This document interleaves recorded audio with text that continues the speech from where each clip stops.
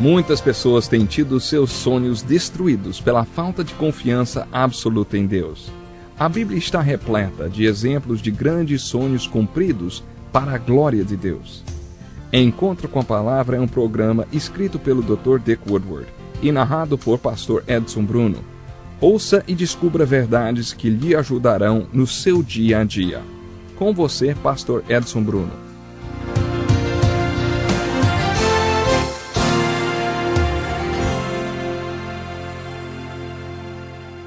Mais uma vez chegou a hora do nosso encontro com a Palavra. Seja muito bem-vindo. Pegue a sua Bíblia e abra no 2º capítulo de Gênesis, onde nós começamos a estudar o que a Palavra de Deus tem a dizer sobre a grande lei do casamento e da família. No nosso último estudo, aprendemos que Deus planeja a união de duas pessoas, fazendo delas parceiros que poderão se tornar pais e produzir pessoas que se tornarão parceiros e pais. Esse plano de Deus dá origem à família humana. Quando concluímos nosso último estudo, falávamos sobre a função das pessoas e suas parcerias. Nesse estudo, falaremos sobre uma função muito importante, a função dos pais. Essa é uma função crítica. Uma das coisas que gostaríamos de abordar é a questão dos filhos terem que deixar o pai e a mãe. Essa é a lei da vida. Você cria o seu filho por cerca de 20 anos e, se tudo correr como deve ser, ele vai deixá-lo para construir uma nova família. Isso não acontece de uma hora para outra. Acontece gradualmente, enquanto a criança passa por vários estágios da vida. Eu acho que esse é um dos grandes desafios da vida. Cuidar dos filhos por cerca de 20 anos, quando você estiver no ponto de partida, quando segurar aquele bebezinho ainda usando fraldas, é preciso considerar que um dia esse bebê estará andando nas ruas, fazendo faculdade e certamente irá pensar: eu posso fazer tudo o que eu quiser. O que ele irá fazer depois disso? É nessas coisas que devemos parar para pensar, enquanto estivermos segurando esse bebê em nossos braços. O que começar como um processo de disciplina tem de virar convicção para o seu filho. Ao longo desses 20 anos, o que começou como correção e controle, no começo mais controle do que correção, em alguma parte do trajeto, deve se tornar convicção para o seu filho. Não poderemos controlá-lo e puni-lo para sempre. Isso significa que devemos orar pela conversão de nossos filhos. É a conversão que vai colocar os valores espirituais no coração de nossos filhos e fazer com que os valores espirituais sejam a convicção deles. Quando isso acontecer, quando seus filhos forem convertidos, assim como você é, e tiver os seus valores espirituais, então não haverá mais necessidade de controle. Não haverá necessidade de correção, vamos dizer. Nós já dissemos aqui que para sermos pais adequados dependemos muito da adequação de nossa parceria. Salomão fala, no Salmo 127, que as crianças são como flechas e os pais, ou parceiros, são como os arcos. O impulso e a direção de que as crianças precisam para caminhar na sua vida dependem dos arcos de onde são lançados. Isso é o que representa o lar para uma criança. Se você fosse o inimigo e, sabendo disso, quisesse acabar com essa regra da vida criada por Deus, o que você faria? Provavelmente você cortaria a corda do arco para que as flechas não tivessem o impulso e a direção para serem lançadas. Hoje, quando eu falo com os jovens, às vezes me lembro de um poema que diz: atiro uma flecha para longe, ela cai na terra, só que não sei onde. É desse jeito que algumas crianças encaram a vida, sem impulso e sem direção, porque elas não foram lançadas por um bom arco. Para que os pais se tornem adequados, sua parceria tem de ser adequada. A parceria entre o homem e a mulher é uma parte muito importante da lei básica de Deus para a vida. Por isso Deus os criou homem e mulher. Se o homem está relacionado a Deus e se a mulher está relacionada ao mesmo Deus como duas pessoas, esse homem e essa mulher chegarão mais próximos de Deus e mais próximos de si mesmos. De acordo com as Escrituras, no relacionamento entre o homem e a mulher, eles se tornam a mesma carne. estão unidos e se tornam uma só carne. Não é difícil encontrar textos sobre essa relação nas Escrituras, porque é algo muito importante. Nós vamos descobrir nas Escrituras que esse laço entre essas duas pessoas é uma união providencial, porque teve origem no coração de Deus. Deus os uniu. Foi Deus quem originou a ideia do casamento e do lar. É um laço providencial, porque quando é um casamento sob os olhos de Deus, você pode dizer, Deus nos uniu. É um laço proposital, porque é a lei da vida através da qual a família é constituída, educada e preparada para enfrentar a vida neste mundo. É desse modo que os casais podem contribuir a ser parte da solução de Deus e não parte do problema em suas sociedades. Estudando o casamento no livro de Gênesis, vemos que o casamento deve ser uma relação exclusiva em dois sentidos. Por causa do casamento, o homem deixa seu pai e sua mãe. Ele exclui aquela família na qual ele passou de 20 a 25 anos. É exclusivo porque, devido ao casamento, ele abandona todos os outros por conta de um compromisso de vida com sua esposa. Essa é a intenção e o propósito de Deus. Por que Deus faz o casamento a união indissolúvel? Eu acredito que é por causa do que podemos chamar de direitos das crianças. Hoje em dia ouvimos falar muito de direitos. Acho que algo precisa ser dito a respeito dos direitos das crianças. As crianças sabem que a segurança delas depende do casamento dos pais. É por isso que, se você quiser ver um olhar de serenidade, dê uma olhada para o seu filho quando vocês, pais, estiverem se beijando ou demonstrando afeto um ao outro. Eles podem até dizer que não quando crescerem, mas eles gostam de ver esse carinho, porque isso faz com que eles se sintam seguros. Da mesma forma, quando você estiver tendo uma discussão ou um desentendimento, dê uma olhada para o seu filho e você vai ver aquele olhar de insegurança, um olhar de terror no seu filho. Eles sabem que a segurança deles depende do casamento de vocês. Portanto, Deus estava pensando nas crianças quando disse que o casamento é um laço permanente. É para sempre. O casamento é também exclusivo no sentido de que você deve abrir mão dos outros para se juntar nessa aliança segura e sólida.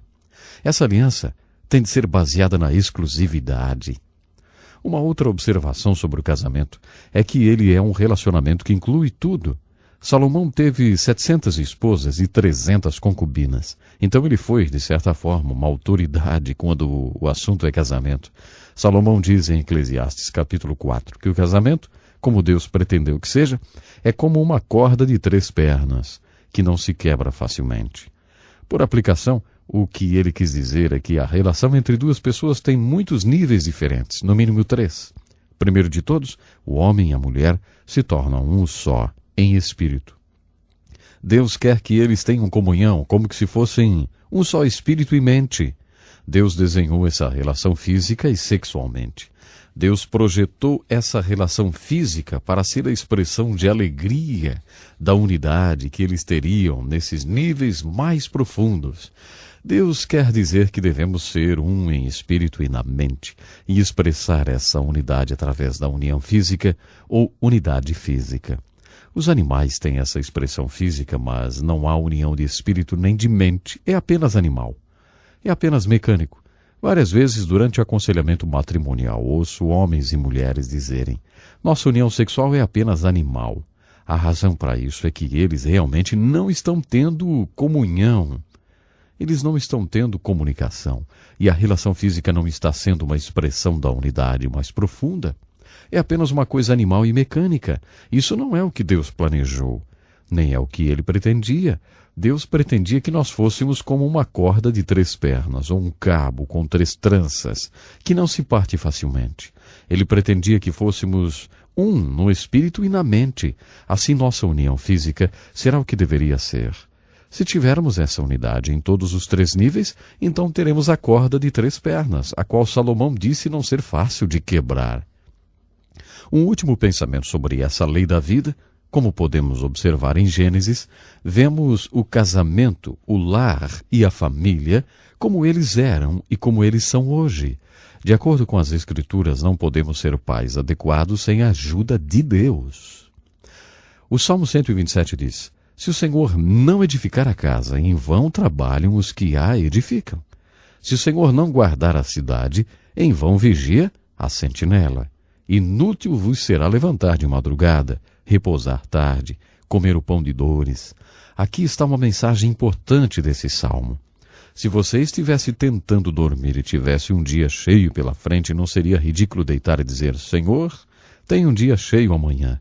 Eu tenho que ajudá-lo a pôr energia de volta em meu corpo. Então eu vou deitar e ficar acordado para ajudá-lo a pôr energia de volta no meu corpo, porque amanhã eu tenho um dia lotado. Enquanto você ficasse acordado, ele não poderia recolocar energia de volta em seu corpo. Quando você se torna passivo e libera tudo para Deus, tudo para Ele, e põe sua vida nas mãos dele e vai dormir, milagre dos milagres, aí o Senhor, Ele mesmo, põe a energia de volta no seu corpo. Você pode acordar às 6 ou 8 horas depois e ter energia suficiente. Salomão diz que Deus dá aos seus amados a capacidade de ser pais adequados quando você leva suas crianças até Ele e deixa que Ele construa a casa.